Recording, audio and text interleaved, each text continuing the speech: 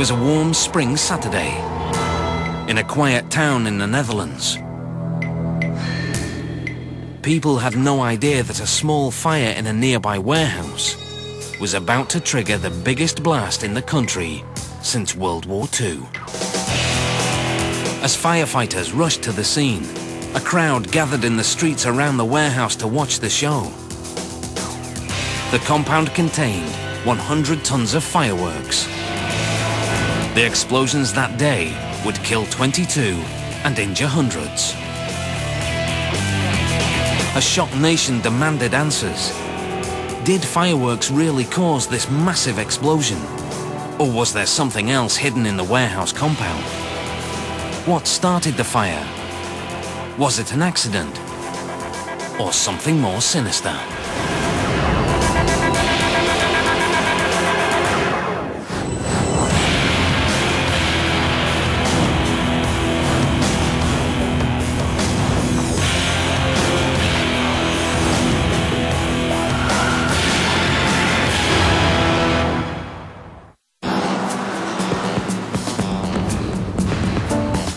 Saturday, May the 13th, 2000. In Enschede, a small town in the Netherlands, it was a spectacular spring day. The streets and cafes were full, and the sun baked the town from a cloudless sky. The Dutch Mapping Authority had a clear view of the area that day. At 2:30 in the afternoon, the first signs of trouble appeared. A few wisps of smoke at the north end of town. They were rising from an old industrial quarter, now at the center of a residential suburb. Suddenly, fireworks burst into the afternoon sky, attracting a crowd of onlookers.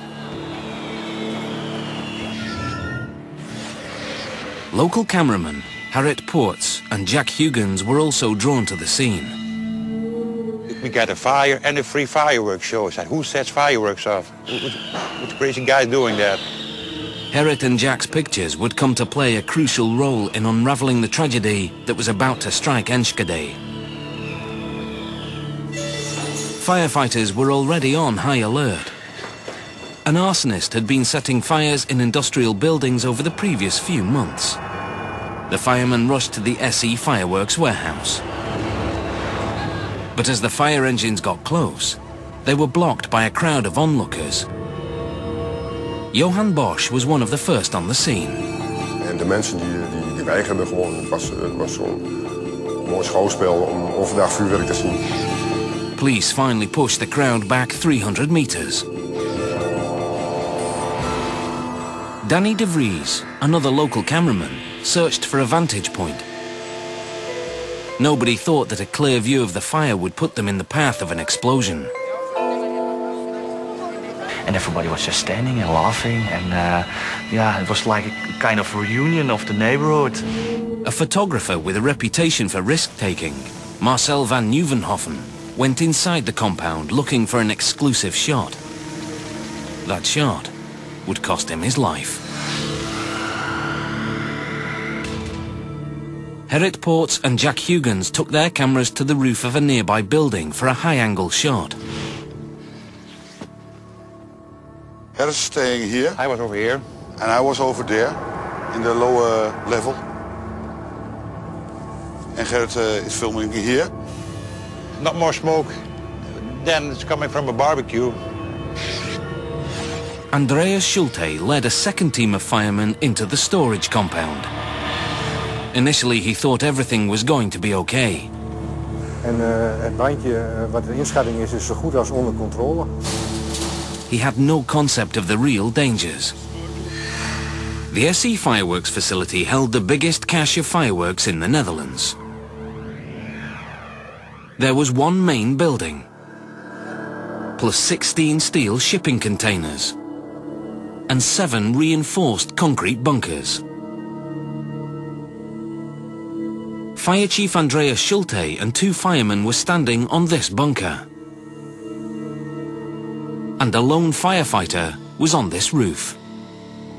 The primary fire was burning in the central assembly room of the main building. Gerrit and Jack were shooting from this rooftop.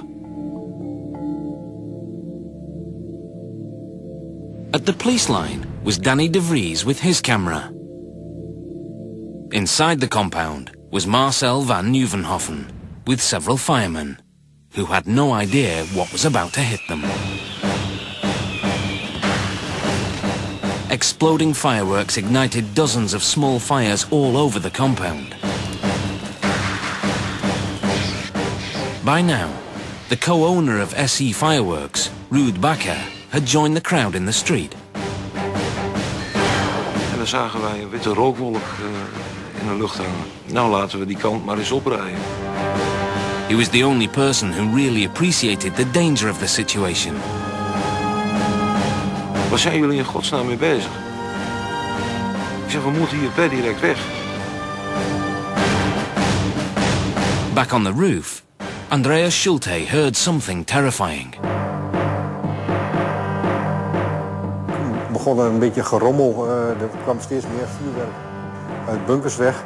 En aan de rechterzijde van mij, vanuit de containers, begon het een heel vreemd geluid te geven. Nou, mijn gevoel zei toen op dat moment van, we moeten hier weg. He and his two colleagues retreated from the roof. Down below them, the other team was forced to abandon the blazing bunker. Marcel van Nieuwenhoven, still hoping for his scoop, was hanging back. 100 meters away on the rooftop, the two cameramen saw no warning signs of the pending disaster. The crowd on the street continued to swell. But inside the compound, the firemen were running for their lives.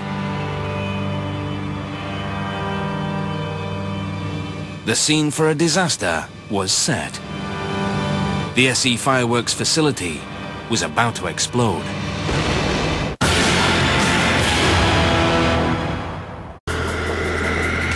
The Dutch town of Enschede was on the brink of disaster. A blaze that firemen initially thought routine was about to turn deadly. The fire was burning inside the main assembly room of the SE Fireworks company. In the compound were 23 storage containers packed with fireworks. Gerrit Poorts and Jack Huygens shot the action from a rooftop here. The exploding fireworks were starting more fires in the neighborhood. Just to the northwest, a large brewery had caught fire. The brewery contained 8,600 kilograms of highly toxic ammonia. From a small corner shop, manager Willy Wogenmuth looked at the sky and feared the worst. Zag ik wat zwarte rook komen. Toen zei ik nog van, nou, dat gaat niet goed komen, zoiets. Want ik wist wel dat daar een opslag zat van vuurwerk. Suddenly, a massive ball of flame leapt from one of the storage containers, sending firemen, including Bert Connahorn, running for cover.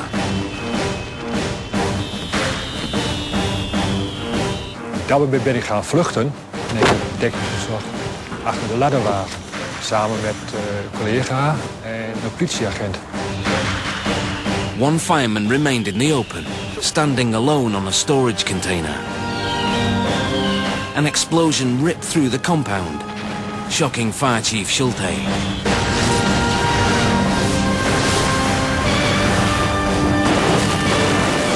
Die was op zich zo heftig. Kijk, in één keer, ja, die auto is een halve meter opgetild. Blijf filmen, Gerrit, hè? On the rooftop, Gerrit and Jack took the full force of the shockwave. I fell down and Gerrit is laying below here on the ground at one hand above. I had my camera something like this. I made it open so I was looking like, oh, what's going on, like this. On the streets below them, panic ensued as the crowd was pelted by flying debris. As photographer Marcel van Nieuwenhoven tried to flee, the shockwave threw him to the ground. Danny de Vries kept shooting. I run across the street to a house over there, and I'm standing in the garden in front of a window, and turn around again and keeps filming.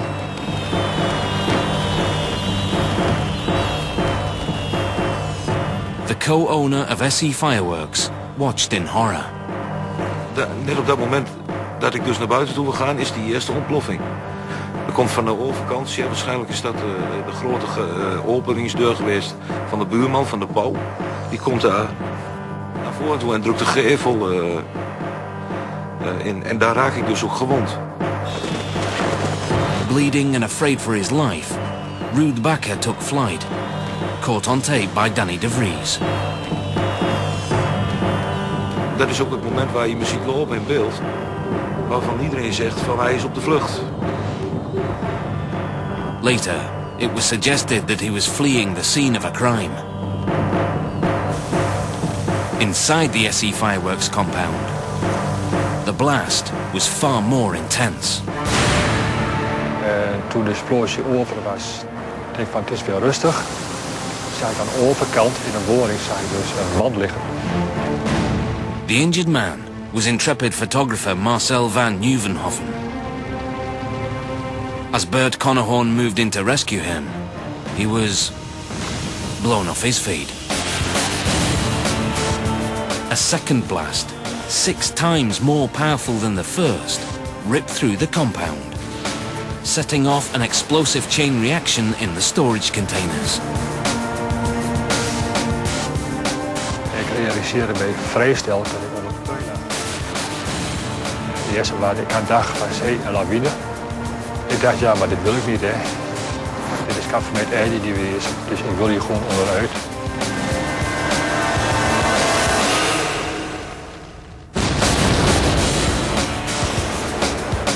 Around the corner, shop manager Willy Wogenmuth was right in the path of the blast.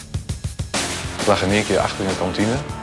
Met haar zo onder mij dat ik zo haar vast had. En echt 4, 5 meter door de kantine heen geblazen. Closer to the blast site, Danny de Vries was unhurt. And I didn't know that the camera was still working. And of course the images are not really good, but you can see everything around.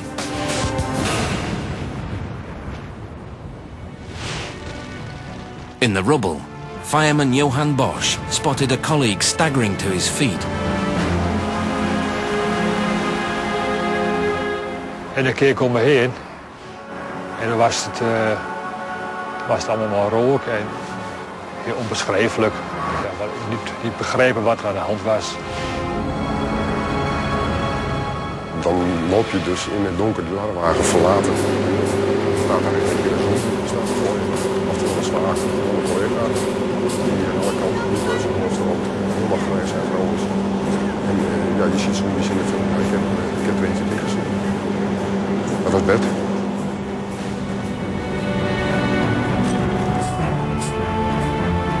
Ik ben mensen kwijt. Ik ben met 5 man weggegaan. En bij de brandweer is het zo, ik kom ook met 5 man terug. The firemen went back into the smoke and fire and found Theo Hesselink unconscious in a pile of rubble.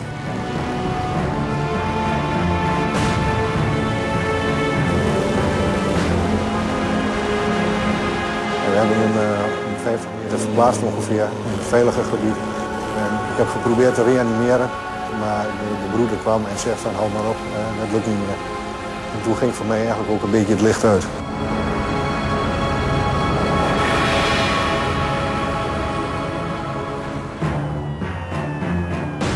A seismograph 32 kilometers away registered the second blast at 1.8 on the Richter scale.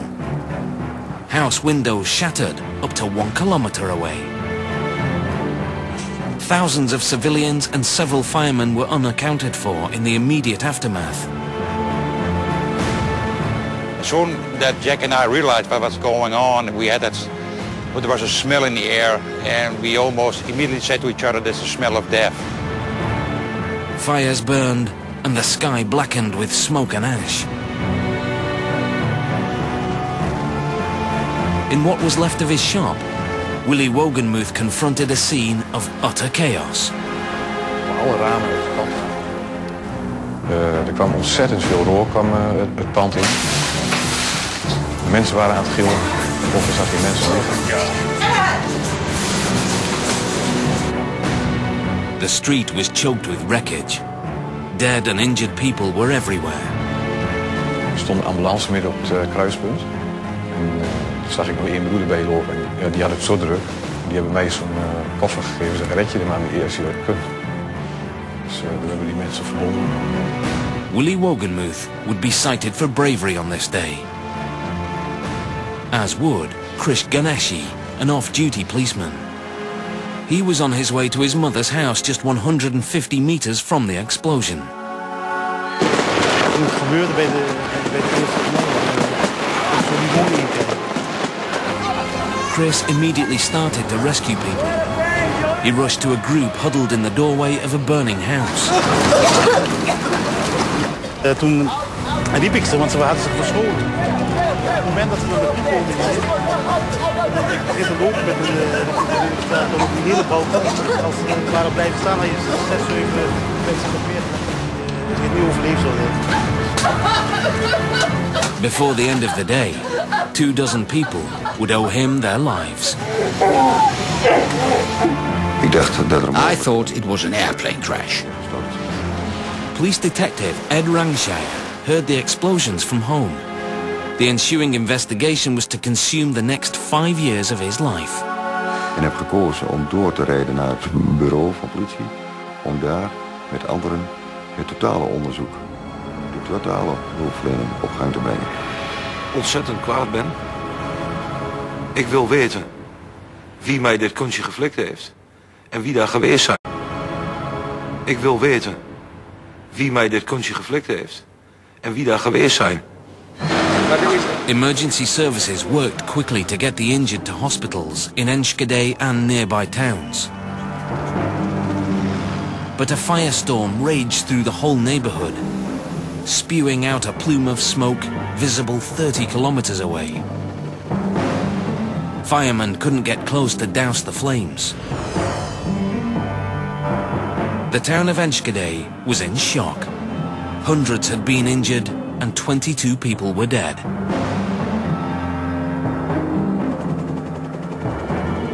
Thermal imaging cameras vividly showed the huge fires burning in the aftermath.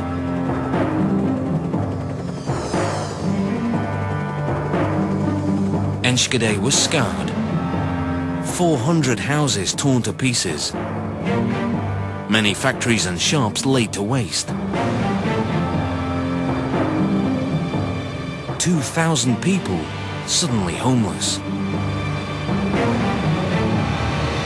As the flames died down, anger and disbelief erupted. What caused the double explosion? Could it have been sabotage? Arson? What was inside the compound that blew up with such extraordinary force? To Detective Hans Kamperman, Enschede looked like a combat zone. Het deed meedenken aan Kosovo, waar ik geweest ben kort na de bevrijding daar. De reuk van de brandende huizen, de grote vernieling, de hitte die er toen nog was van ook de zon, maar ook van de stenen die nog de warmte uitstraalden. Dat was ontzettend intensief. As bad as it was, the disaster could have been much worse. There were 66 seconds between the two explosions. That gave hundreds of people just enough time to run for cover. And the fire at the brewery was smothered before it spewed masses of highly toxic ammonia into the air. It was days before the blast site cooled down enough for rescuers to conduct a search. No survivors were found. As memorial services for the victims were held, investigators faced colossal pressure to explain what had happened. De enorme informatiestroom om die goed te kanaliseren. De enorme hoeveelheid video en foto's om dat op een juiste manier vast te leggen. It would become one of the largest investigations in Dutch history.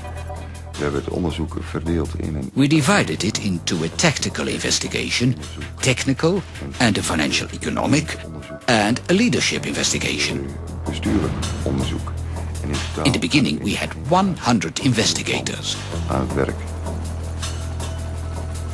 The aerial photographs, taken coincidentally just hours before the disaster, enabled investigators to assemble a detailed plan of the neighborhood. To document the evidence, specialist photographers took a series of 360-degree panoramic images of the disaster area. Transferred to a computer, the digital images could be manipulated to show all aspects of the site.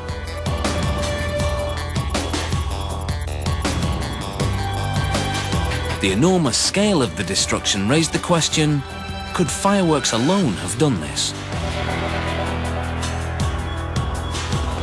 Public interest was fueled by hundreds of newspaper photos and videos broadcast on TV.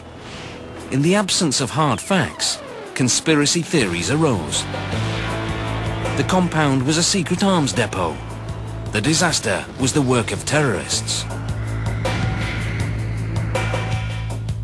Met al deze spookverhalen die de ronde deden over de vuurwerkramp, werd het voor de slachtoffers ontzettend belangrijk dat er iemand komt die op korte termijn antwoorden geeft.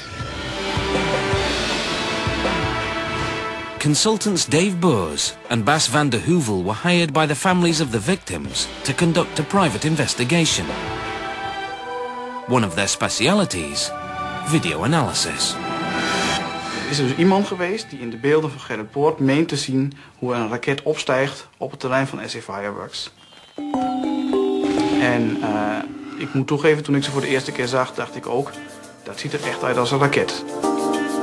But a frame-by-frame computer enhancement of the puzzling video offered results that weren't so mysterious. Using the size of buildings as a reference, they estimated that the rocket would have had to be 12 meters tall, lifting off at more than the speed of sound. Impossible. En als het een 12 meter lange raket is, is hij veel te zwaar om zo snel te versnellen. Dus dan kom je bij de conclusie, het was geen raket.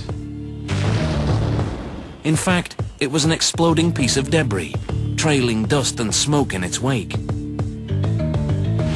Other forensic experts took rock, dirt and cement samples from the bottom of the blast crater for testing. They were looking for traces of a bomb, high explosives more powerful than fireworks. One expert was Jaap Vierheim, an explosive specialist at the Netherlands Institute of Applied Scientific Research.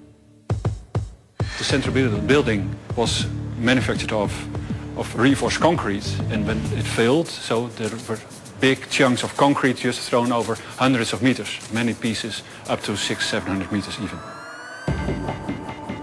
Samples were sent to the Netherlands Forensic Institute, where they were tested for high explosives using chromatography, a technique that can detect small quantities of foreign particles in soil samples. The tests were negative. With no high explosives found, investigators had to determine if fireworks alone could have caused the explosion. A massive explosion at the SE Fireworks warehouse devastated a suburb of Enschede in the Netherlands. Investigators combed the debris looking for traces of high explosives, but found none. Against the odds, it seemed the evidence was suggesting that this disaster was caused by fireworks alone. But what kind of fireworks? A United Nations Committee on the Transport of Dangerous Goods classifies fireworks according to their explosive capacity. 1.4 is the lowest category, not considered a major danger. 1.3 fireworks will burn fiercely in a fire and should not be approached without a heat shield. The more powerful 1.2 variety will produce small explosions and some projectiles. 1.1 fireworks are the most potent. They can throw out dangerous amounts of debris. Firefighters are advised to stay well away and under cover. SE Fireworks was licensed to store only the lower-rated fireworks. But investigators believed that something much more powerful had been stored in the compound. According to explosives expert Jaap Veerheim, the first blast had the same force as 800 kilos of TNT. The last one, the major one, was about 4,000 to 5,000 kilograms of TNT. It was the biggest explosion in the Netherlands since the Second World War. An audit of the company's books indicated there were no high-rated fireworks in storage. Could the paperwork be trusted? Jan Stecklenburg investigated SE Fireworks on behalf of its insurance company. He went to the source of the fireworks, a Chinese factory, where he found a crude assembly line. They go to the bunker, they pick up 4 kilos of gunpowder from the bunker, they put on the table, and with the little comps, they fill the nutshells. The nutshells that hold the explosives are used as measuring cups for the raw materials. It's all pure handwork. And a bigger bang can be supplied for more cash.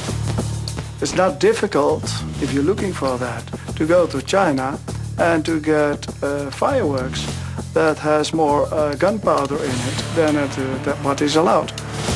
And if you create your own label, they'll stick it on for you. No questions asked. In the Netherlands, investigators got an unexpected insight into the trade when they seized a shipment en route from China to SE Fireworks.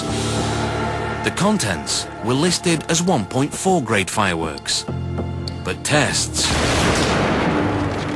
told a different story.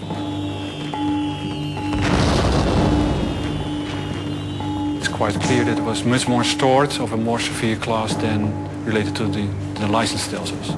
Those field tests were compared with the damage at the blast site. A lot of 1.3 reactions and even more severe, even 1.1. Investigators concluded that SE Fireworks had criminally violated its license on 2 counts. The storage facility was overloaded, and it contained fireworks more powerful than was permitted.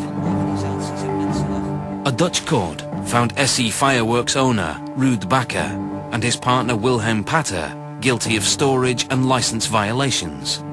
They were fined and sentenced to 6 months in prison. But those convictions didn't answer the bigger question. What had triggered the explosions?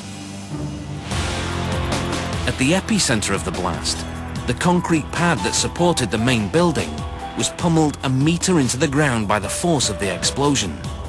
Steel reinforcement was bent out toward the surrounding buildings.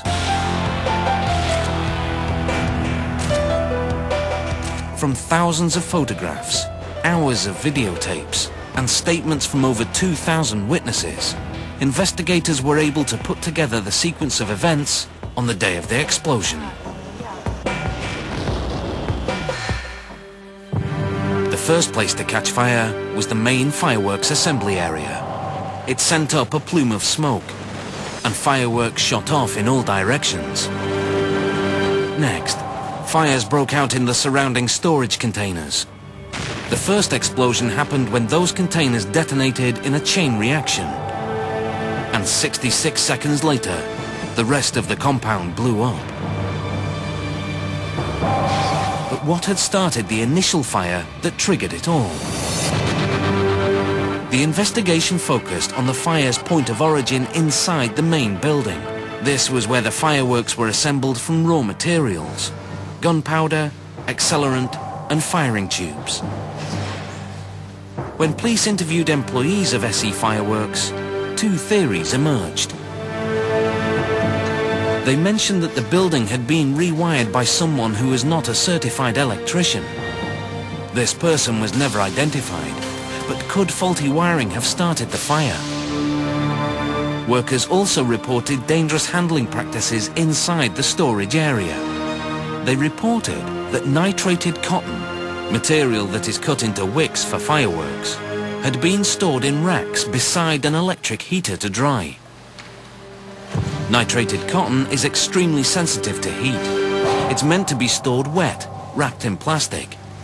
It could easily have ignited if placed too close to a heater. However, both these theories were impossible to substantiate. The scale of the devastation was so massive that no evidence could be found for either theory. But maybe the wreckage itself would reveal other clues. Peter de Bruin from the Netherlands Forensic Institute was brought in. The challenge was to find out what happened there, what caused the first fire. High-rated fireworks like the ones that ripped Enschede apart are extremely volatile. They're meant to be stored underground in hardened climate-control bunkers. Exposed to too much heat, there was a strong possibility they could self-ignite.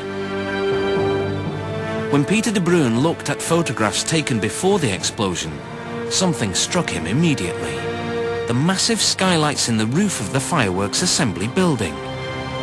On the day of the disaster, the sun was shining, and it was unusually hot. This assembly room would go very warm, and fireworks might have out-ignited. Could the ambient temperature in the storage area have caused the fireworks to ignite?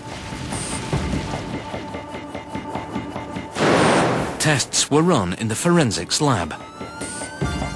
We had determined that it would out-ignite only at about 165 degrees Celsius. So it's impossible for this material to out-ignite because of the sun shining through the skylights. Investigators were stumped. Going back to their primary evidence, the police reviewed the thousands of witness statements and came to a startling conclusion. The fire did not start in the main assembly area. Several witnesses told Detective Kamperman they saw fireworks ignite outside the building moments before the fire started. De plek waar het NLR met haar bevindingen kwam, waar het eerste vuurwerk de lucht in was gegaan, lag 20 meter voor gebouw G op een plaats tussen dat gebouw en de bunkers. If the fireworks went off outside the building before the fire, they must have been set off deliberately. Now, faulty wiring, spontaneous combustion, or any theory that placed the point of ignition inside the main building had to be ruled out. Arson became the #1 theory, and the serial arsonist was still at large. In de maanden voor de ramp vonden er brandstichtingen plaats in Enschede en de omgeving. En dat waren voornamelijk brandstichtingen in industriecomplexen, industrieterreinen. Grotere bedrijven werden in brand gezet. But the fire at SE Fireworks didn't fit the arsonist's pattern. He hadn't worked in residential areas before. He had lit every fire at exactly 11 p.m. And he had always left himself an easy escape route. We look at the time difference. We look at the places. We look at the way the arson was done. For me, the difference were too big. So the serial arsonist was ruled out. Investigators had to look for another suspect. They started from the two main criteria for a criminal investigation: motive and opportunity. Investigation's change in direction got out. A wave of new leads came in. The insurance investigator on the case could only speculate. Employees or some burglar or crazy guy. Or maybe the owners themselves. We looked at the owners' backgrounds, so it means you look at the financial stuff. Is there a motive? A careful reading of the company books said no. SE Fireworks was a successful company, and there was nothing to gain from destroying it. After months of investigation, authorities were no closer to finding a suspect. They had established that the fire had started outside the main assembly area, and it was likely to have been set by a person, deliberately or accidentally. Wild theories had surrounded this case from the beginning, and now a new one emerged. Consultant Dave Burrs isolated a few frames of Herritt's footage that seemed to reveal a man dressed in white. Zoals het heet, ging er het gerucht dat er op een dak naast het terrein van SE Fireworks mogelijk een persoon te zien zal zijn geweest. A person still unaccounted for. In the blurry video, a man appeared to stand up, turn around, and then get blown away in the second explosion. Could the man on the roof have been the arsonist? Dave Burrs and his partner estimated the size of every object on screen. Then, they divided the distance the man traveled by the length of time it took him. Dan moet deze mogelijke persoon beweegd hebben, verticaal met een snelheid van meer dan 180 km per uur. Nou, dat kan helemaal nooit een persoon zijn geweest. In fact, it was a twisting puff of smoke from the exploding fireworks. Another dead end. The trail of what or who caused the terrible explosion at Enschede seemed to have gone completely cold. But finally, months later, police got a lucky break. A fresh case of arson led investigators to a local man, André de Vries, who'd been arrested for torching his own car. When they questioned him, police also asked de Vries where he'd been on the day of the explosion at SE Fireworks. Police believed that his alibi didn't stand up. En hij hing een verhaal op die aan alle kanten rammelde, bleek achteraf. In the initial investigation, police had pulled about 20,000 mobile phone records, looking for people who had made or received calls in the vicinity of SE Fireworks at the time of the disaster. Now that police had a suspect, they rechecked those records. It appeared that André de Vries had made a call immediately after the explosion. And before long, the web around de Vries drew tighter. Police seized his clothing as evidence when he was arrested for setting fire to the car. Among them was a pair of red shorts. And those red shorts drew a straight line right back to the SE Fireworks explosion. We hadden een getuige die iemand had weg zien lopen in een kort rood broekje. The shorts were sent to the Netherlands Forensic Institute for testing. Using techniques developed to analyze gunshot residue, the forensic team collected samples from the shorts. They were analyzed using a scanning electron microscope and an X-ray spectrometer. We found thousands of very small particles with a very specific chemical composition. Kwam ook voor ons bij donderslag bij heldere hemel naar voren dat er hele specifieke vuurwerksporen van evenementenvuurwerk in dat broekje waren aangetoond. The explosive chemicals in de Vries' clothing were compared to the chemical residue embedded in the earth at the blast site. The particles on the clothes were very similar to the chemical composition of the fireworks we found at the premises of SE Fireworks afterwards. Then, the quantity of particles on the red shorts was compared with the quantity of particles found on the clothes of a fireman and several victims killed close to the blast. On none of these clothes we found as much fireworks residues as on the clothes of this suspect. It was of a very different order of magnitude. But the forensic evidence was even more damning. Fireworks contain two types of explosives. One charge propels the device into the air, and the other produces the colourful explosion. Forensic investigators found significant traces of both explosives on André de Vries' shorts. So police investigators now believed that André de Vries was in the assembly area when the fire began. So something very strange must have happened there. Our conclusion was that this person must have been very, very close to the site of the incident. And that made the owner of the shorts the prime suspect. De Vries told police he must have picked up the residue whilst watching a fireworks show on a recent trip to the Greek islands. But that story didn't add up either. We zijn in Kreta geweest. De afstand tussen waar hij stond en waar het vuurwerk werd afgestreken was zo groot dat hij nooit daar enig spoor van in zijn kleding kon hebben opgenomen. And other witnesses said De Vries was wearing trousers during the fireworks display on Crete.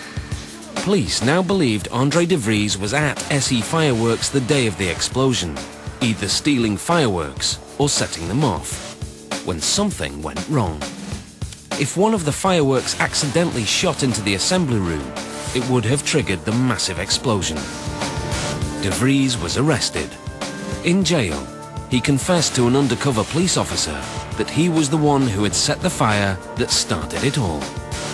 A year and a half later, based on the evidence presented in court, De Vries was convicted and sentenced to 15 years in prison. When he heard the verdict, De Vries went berserk and had to be restrained by bailiffs. It seemed that investigators could close the book on the case of the Enschede disaster.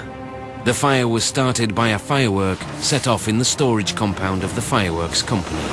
The facility had not only been overloaded, but also contained fireworks more powerful than its license allowed. It appeared the mystery was solved. But was it?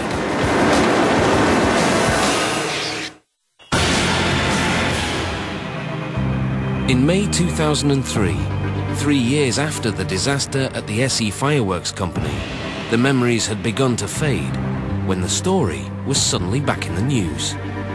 André De Vries, the man convicted of starting the fire that sparked the blast, was back in court. On appeal, the judges ruled that De Vries' confession was highly unreliable. The court also ruled that there was no hard evidence that the explosions were the result of arson, and the explosive residue on De Vries' shorts did not put him at the point of origin, and that he was not in possession of the cell phone on that day. In short, the court ruled that there was no hard evidence that De Vries started the fire that led to the disaster. André De Vries' conviction was overturned, and he was released and awarded €125,000 in compensation. The men who led that police investigation were devastated. En ja, toch een soort schuldgevoel die wij hebben dat we het niet opgelost hebben. Het heeft mij al 5 jaar van mijn politieloopbaan gekost, dit onderzoek. En de centrale vraag van wie is verantwoordelijk voor het eerste vlammetje staat nog open. Zolang deze vraag nog niet beantwoord is, denk ik dat het onderzoek voor mij nog niet gesloten is. At the scene of the tragedy, there's no trace of the SE Fireworks warehouse. In its place is a memorial to the men, women and children who died there. 18 residents and 4 firemen. Ja, de gebeurtenis is 5 jaar geleden nu. Het heeft mijn leven inderdaad wel heel erg veranderd. Ik was destijds onbevangener. Ik denk nu veel beter na. It also had an impact on the way Andreas Schulte fights fires. Ik wil de totale regie over zaken. Zaken niet kan overzien, gaan er geen mensen naar binnen. En dat soort zaken heeft het mij in die zin gevormd. Krish Ganeshi and Willy Wogenmuth were credited with saving more than 50 people in the aftermath of the disaster. Both were highly honored for their heroism. In de eerste instantie heb ik een beetje afstand van genomen van het woord held en zo. Want ik heb dat gewoon gedaan. Ik vond het mijn taak. Ik was assistent bedrijfsleider, dus ik vind mijn taak ook te zorgen dat het allemaal goed verloopt. Gerrit Poorts, one of the cameramen who shot the explosion, struggled with depression afterwards. And he still thinks about the news photographer who was killed chasing his scoop. Sometime we told Marcel, you're taking so many risks. And he said, well, let me take my risk. When I'm going to die, I hope it's in a fire. And that's what happened to him, fortunately. With the encouragement of the firemen, Gerrit went back to shooting fires, which means that sometimes he films his son Johnny in action. He's a firefighter now, and we are extremely happy with that and very, very proud that he's a firefighter now. Unbelievable. The Dutch have rebuilt from the rubble of the massive explosion that tore this town apart. But fireworks that once symbolized celebration in the Netherlands now have a more somber meaning. They're a vivid reminder of the catastrophic chain of events that changed the face of Enschede forever.